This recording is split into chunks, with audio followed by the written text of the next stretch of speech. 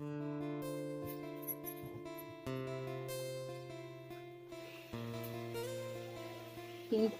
সকালবেলার জন্য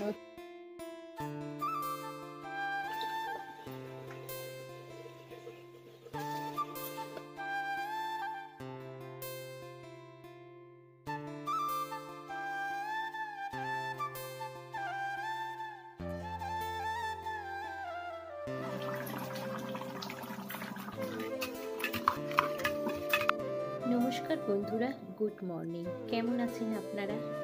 আরিশ ফ্যামিলির আরও একটি নতুন ব্লগে আপনাদের সবাইকে জানাই অনেক স্বাগত। আর আজকে হচ্ছে সোমবার। প্রথমেই বলে দিচ্ছি এটা হচ্ছে সোমবারের ব্লগ।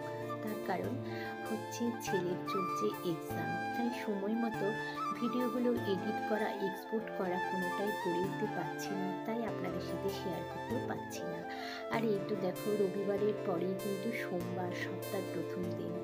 সাংসারিক কাজকর্ম অনেক, তো সঙ্গে থাকো। আশা করছি আজকের এই ব্লগটা আপনাদের নিশ্চয়ই ভালো লাগবে। তো সকালবেলা ঘুম থেকে উঠে ব্রাশ করে নেওয়ার পর চলে এসেছি সোজা বেডরুমে। ঘরটা একটু পরিষ্কার করে নিচ্ছি, আর বাবু চলে গেছে টিউশন। শুরু হয়ে গেছে আমার সাংসারিক কাজকর্ম, আর বলতে পারো ডেইলি রুটিন।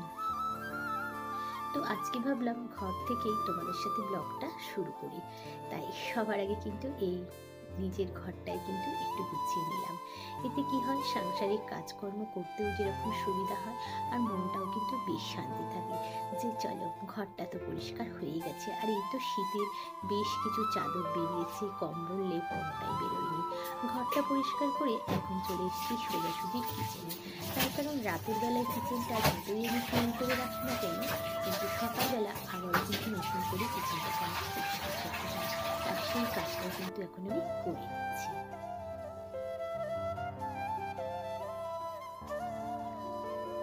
রাতে কিন্তু আমি সমস্ত কিচেন পরিষ্কার করে ক্লিন করে শুতে চাই। আর এটা সাংসারিক বলতে পারো একটা শুভ, একটা ভালো ফলও কিন্তু পাওয়া যায়। পজিটিভিটি অনেকটাই কিন্তু বজায় থাকে। আর কিচেনটা ক্লিন করার পর একদম ফ্রেশ হয়ে চলে এসেছি ছাদে।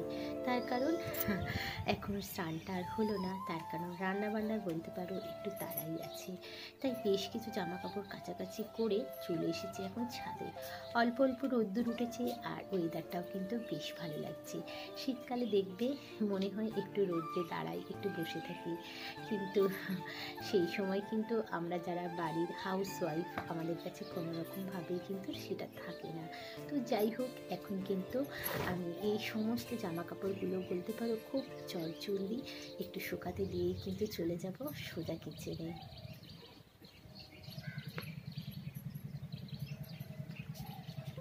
সকালবেলার দিকে যদি এই সমস্ত কাজগুলো একটু পরিপাটিভাবে গুছিয়ে নেওয়া যায়, তাহলে কিন্তু মনটা অনেকটা শান্তি থাকে, তাই না? যেমন আমার বেডরুমটাও পরিষ্কার হয়ে গেছে, কিচেনটাও ক্লিন করা হয়ে গেছে, আর সকালবেলা ফ্রেশ হয়ে কিন্তু বেশ কিছু কাচাকাচি করে শুকোতে দিয়ে দিলাম। তো সমস্ত জামা কাপড়গুলো মেলার পর কিন্তু ক্লিপগুলো লাগিয়ে দিলাম, তার কারণ কখন পড়ে যাবে তার কোনো ঠিক নেই। আর কিচেনে চলে এসেছি, কিচেনটা তো আগেই পরিষ্কার করে নিয়েছি, আর সবার আগে কিন্তু এখন আমি দুধটাই জাল দেবো। তো দেখো, শীতের ছোটোবেলা সময়ের সাথে সাথে কিন্তু স্মার্টলি রান্না বান্না, সাংসারিক কাজকর্ম সবটাই কিন্তু করছি এবং আপনাদের সাথে শেয়ার করছি। তো বন্ধুরা, তোমাদের কাছে আমি একটাই রিকোয়েস্ট করব, আমরা কিন্তু ইউটিউবে যারা কাজ করি, আমরা কিন্তু অনেক কষ্ট করি ব্লগ বানাই। তো তোমাদেরকে এটাই বলবো, তোমরা কিন্তু সবাই ব্লগ দেখে চলে যাচ্ছ, বাট তোমরা কেউ কিন্তু কোনো রকম লাইক কমেন্ট শেয়ার করছো না। তো তোমাদেরকে এটাই বলবো যে তোমরা ছোট বোন কিংবা বৌদি ভাই যাই বলো না কেন, তো তোমরা ভিডিওটা দেখার পর অন্তত একটা লাইক করো। তাতে কি হবে, আমি কিন্তু ভিডিও বানাতে অনেকটাই বলতে পারো এনার্জি পাবো। আর এই তো সকালবেলা একটু ময়েশ্চারাইজার লাগিয়ে নিলাম, তার কারণ কিচেনে কাজকর্ম, তেল এই সমস্ত তো লাগবেই। তো আমি প্রতিদিন এটাই করি, একটু ময়েশ্চারাইজার অ্যাপ্লাই করে নিই। তো কালকে ছিল সানডে, তো মুদিখানা যখন আমাদের আনা হয় সবসময় কিন্তু মিলিয়ে আমরা মুদিখানাটা তুলি। তো এই দুখানা মাল কিন্তু আমাদের মানে কম এসেছিলো মুদিখানার। তো এই দুটো জিনিস কিন্তু মানে আজকে সকালবেলায় হাজব্যান্ড গিয়েছিল, তো তোমাদের দাদা ভাই, তো কিন্তু সকালবেলার জন্য একটু চা বসিয়ে দিয়েছি। ঠিক আছে, চাটা না খেলে না একদমই কাজে এনার্জি পাওয়া যাবে না, তাই না? তো দুধটা জাল দিয়েছি, এরকম জাল দিয়ে তারপরে দেখবে চাটা বানাবে। চাটা এত সুন্দর খেতে হবে না। তো এদিকে হচ্ছে দেখো ভাত, আর এখানে কিন্তু চা বসিয়েছি। তো এখন চাটা খাবো, তারপরে কিন্তু রান্নাবান্নাটা শুরু করবো। গেছে ছেলেও এসে গেছে, মানে বাবু এসে গেছে টিউশন থেকে। তো ওর জন্য কিন্তু একটু কমপ্লেন বানাচ্ছি। আর সকালবেলা কি বলো তো, বাবু কোনো রকম কিছু খেতে চায় না, তো ওর জন্যই কিন্তু এই কমপ্লেনটা বানিয়ে দেবো। আর একটু দুধ দিয়ে দিলাম, আর কমপ্লেন আগেই দিয়ে দিয়েছি এর মধ্যে। তো ব্যাস, ও এটা খাবে আর আমরা খাবো কিন্তু চা। তো সঙ্গে থাকো, আশা করছি ব্লগটা আপনাদের ভালোই লাগবে। আর এই তো একদম দেখো পুরোপুরি রেডি হয়ে গেছে। আর এরপর কিন্তু রান্না বান্না সবটাই আছে। এখানে কাপ নিয়ে নিয়েছি, চাটা কিন্তু ছেঁকে নিচ্ছি। আর একটু ঠান্ডা পড়ে গেছে, একটু না মানে বেশ ভালোই পড়েছি। সকালবেলা ঘুম থেকে উঠে যেন তো এতই ঠান্ডা লাগে, কখনো সোয়েটার পরছি, কখনো খুলে ফেলছি। আর যখন কিচেনে আসি তখন কিন্তু প্রচণ্ড পরিমাণে গরম হয়। তো যাই হোক, এখন কিন্তু চায়ের জন্য একদম প্লেটিং করে নিয়েছি ডাইনিংয়ে বসে।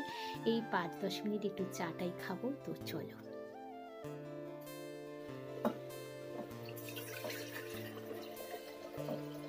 চা খেতে কিন্তু বেশি সময় লাগে না। আর এখন বেলাটা যেহেতু ছোট, তো আমরা সবাই কিন্তু বেলার সাথে একটু ছোটাছুটি।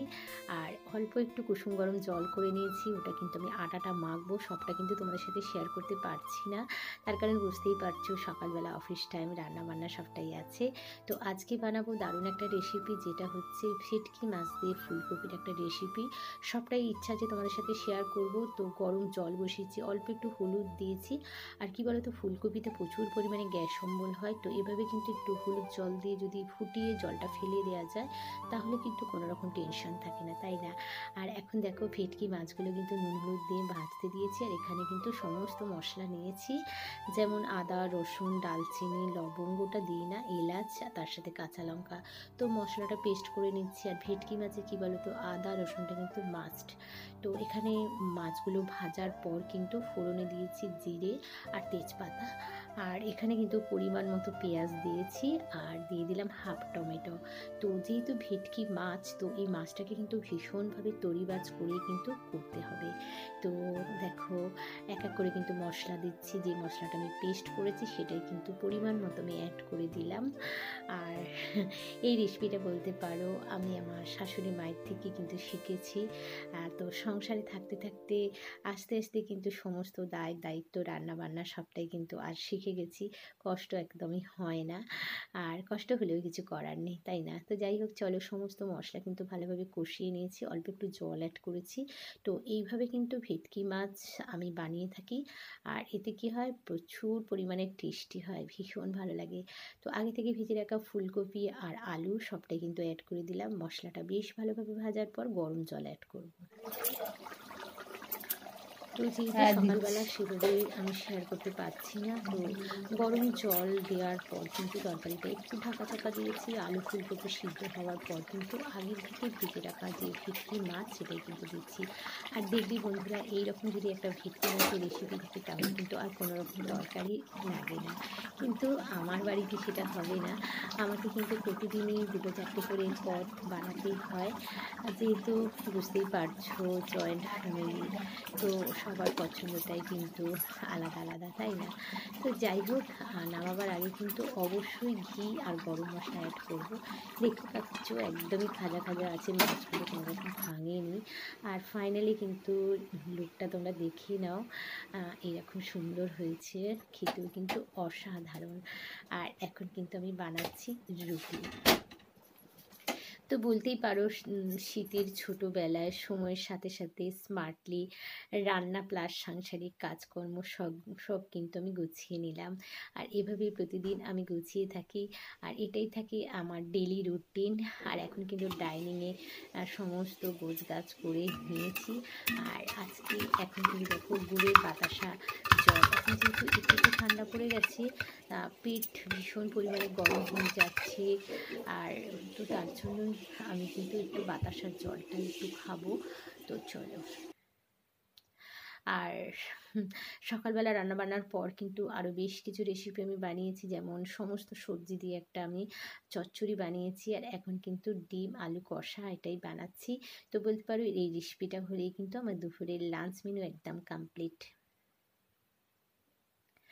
গুড ইভিনিং বন্ধুরা, এখন হচ্ছে সন্ধেবেলা। তো দুপুরবেলা সেভাবে আর ব্লগটা কিন্তু আমি কন্টিনিউ করতে পারিনি, আর রাতের বেলা আবারও চলে এসেছি কিচেনে। তো দেখো খুব সুন্দর করে হিং দিয়ে কিন্তু একটা আলুর তরকারি বসাচ্ছি, আর রাতে বানাবো কিন্তু লুচি।